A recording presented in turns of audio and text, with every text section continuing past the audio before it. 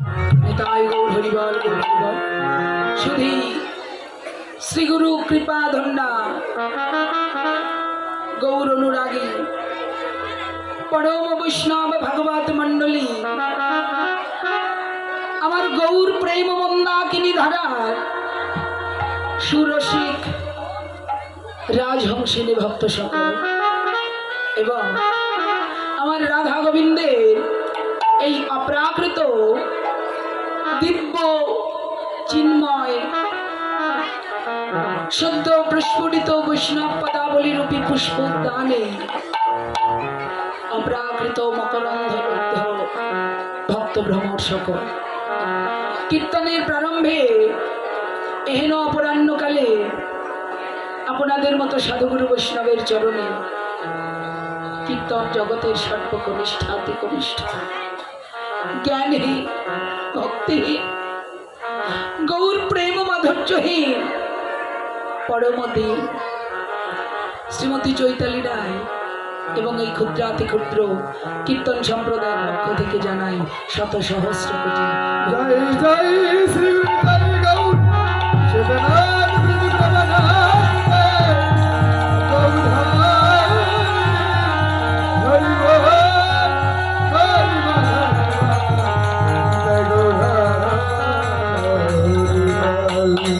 শুধু ভক্তমণ্ডলী, কীর্তন দুই রকমের, একটা হচ্ছে নাম কীর্তন আর একটা হচ্ছে লীলা কীর্তন।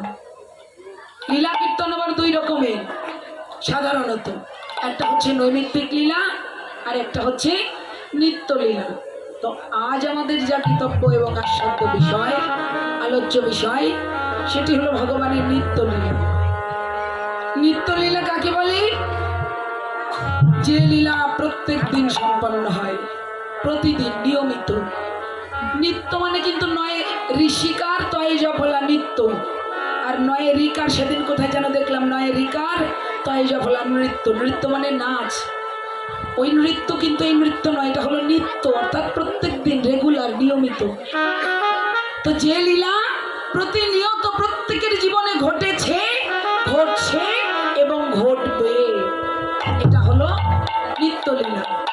তো নিত্যলীলা কি ভগবান মানে যে অষ্টকালোচিত নিত্যলীলা, ভগবানের সবগুলো লীলা রসকে বেয়ান করে বৈষ্ণব মহাজন দুটো বিশেষ লীলা সৃজন করেছে।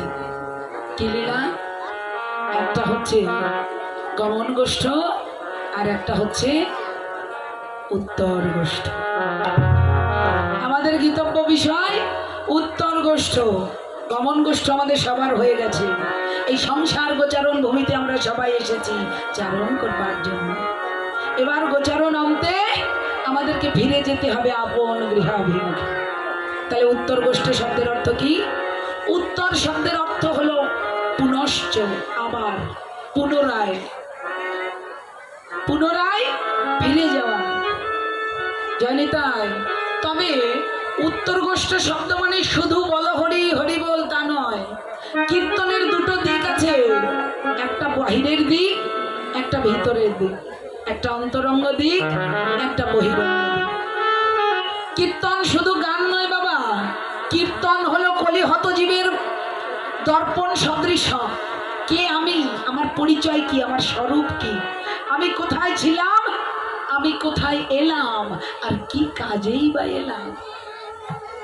হরি বল। যেমন এখানে আপনারা সকলে কত সুন্দর করে বসেছিলেন, কেন? কীর্তন শ্রবণ করবো বলে আশা করে এসেছেন। যখন দেখলেন সাউন্ডের এই প্রবলেম, সবার বদনখানে যে কি করে শুকিয়ে গেল, আমার মনে হচ্ছে হার্টবিট সেরে যাচ্ছে।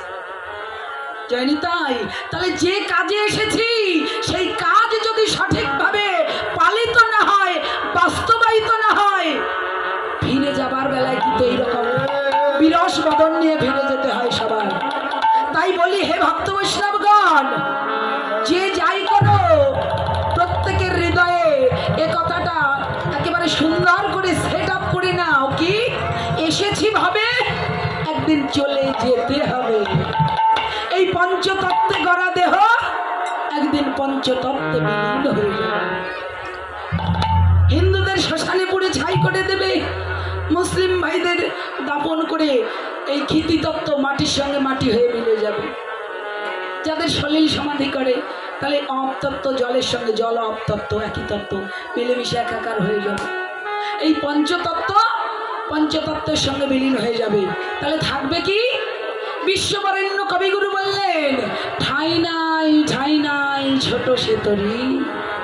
আরে ভাই, কত রথী মহারথী চলে গেল, আর আমি কিনা ভাবছি আমি থেকে যাব, নো চান্স।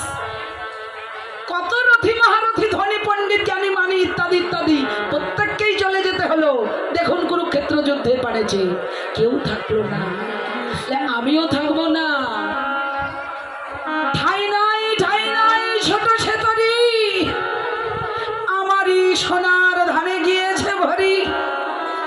শ্রাবণ গগন ঘিরে ঘন মেঘ ঘুরে ফিরে, শূন্য নদীর তীরে আমি রহিল পরি। যাহা ছিল নিয়ে গেল, ওই সোনার তরি, কিচ্ছু থাকবে না। আপনি ভাবছেন এটা আমার আমার আমার আমার, আসলে আমার কোনোটাই নয়। আমার বলে থাকবে শুধু আপনার কর্ম। জন্ম হোক যথা তথা, কর্ম হোক ভালো। জন্ম যেকুলেই হোক না কেন, যেখানেই হোক না কেন, আপনার আমার কর্ম যেন ভালো হয় বাবা। তাহলে উত্তর গোষ্ঠটা তখনই সার্থক হবে। বাংলা মানে বৈষ্ণব পদাবলিতে একটা কথা বলে যে ভক্ত চেনা যায় মরণে, আর ভগবান চেনা যায় চরণে। আপনার মরণ বলে দেবে আপনি কেমন ছিলেন। বিশ্বকবি গুরু রবীন্দ্রনাথ ঠাকুর বলছে যে আমি যেদিন পৃথিবীতে এসেছি জগতের মানুষ হেসেছে আর আমি ভূমিষ্ঠ হয়ে কেঁদেছি, কিন্তু আমি যেদিন চলে যাব, আমি চলে যাব হাসতে হাসতে, আর এই বিশ্ব জগৎ আমার জন্য কাঁদবে। জয় জয় শ্রী গুরু নিতাই। পরে দিয়ে পরে রেখে দেন। সীতানাথ প্রতিমানন্দে। হরি হরি বল।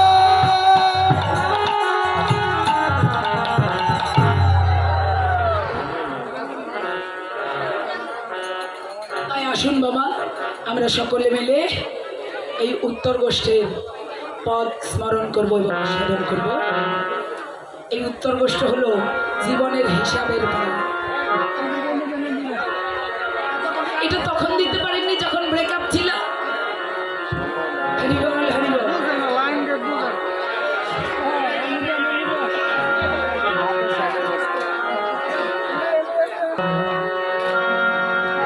ওরে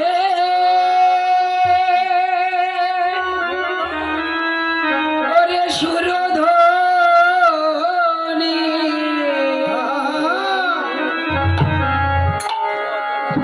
আরে তীরে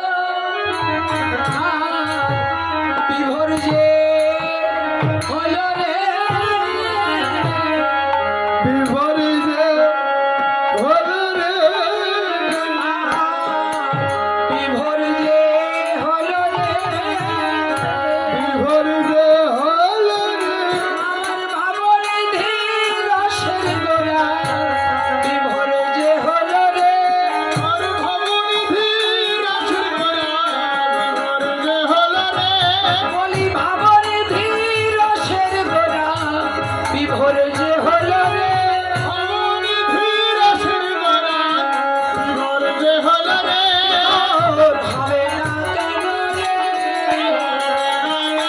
বিভোর হবে না কেন রে আর হবে না রে জয় কৃষ্ণ সেই গোড়া হবে না কেন রে আর জয় কৃষ্ণ সেই গোড়া হবে না রে সেই তো এসেছে আর সেই তো এসেছে আর সেই তো এসেছে আর সেই তো এসেছে ব্রজের বাঁকা কালো সখা সেই তো এসেছে আর ব্রজের বাঁকা কালো সখা সেই তো এসেছে আর ব্রজ গোপীর চিত চোরা সেই তো এসেছে আর ব্রজ গোপীর নিকটরা সেই তো এসেছে ও আসবে না কেন গো আর আসিবে নিতাই গৌর হরি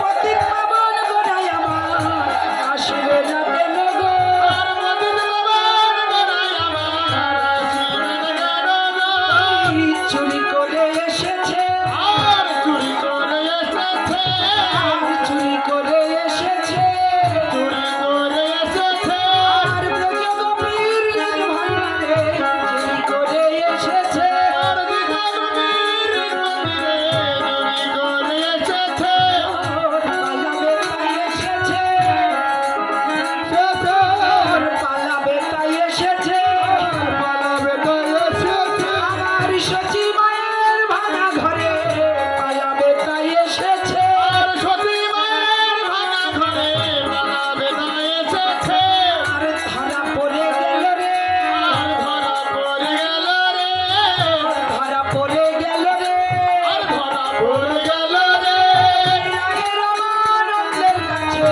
ধরা পড়ে গেল রে আর রাই রামানন্দের কাছে ধরা পড়ে গেল রে ওই গোদাবরীর তীরে গোরা ধরা পড়ে গেল রে আর গোদাবরীর তীরে গোরা ধরা পড়ে গেল রে গোদাবরীর তীরে গোরা হরি হরি হরি বলে গোদাবরীর তীরে গোরা হরি হরি হরি বলে গোদাবরীর তীরে গোরা হরি হরি হরি বলে গোদাবরীর তীরে গোরা হরি হরি হরি বলে গোদাবরীর তীরে গোরা হরি হরি হরি বলে ধরা পড়ে গেল রে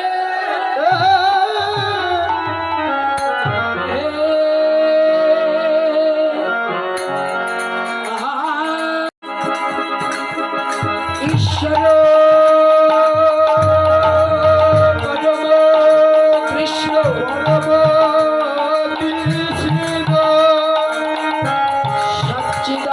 সচ্চিদানন্দ বিগ্রহ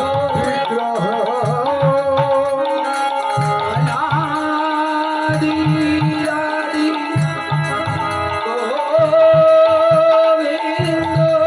গোবিন্দ যিনি সর্বকারণের কারণ যোগী যারে যোগে পায় না সাধক যারে সাধনায় পায় না মনে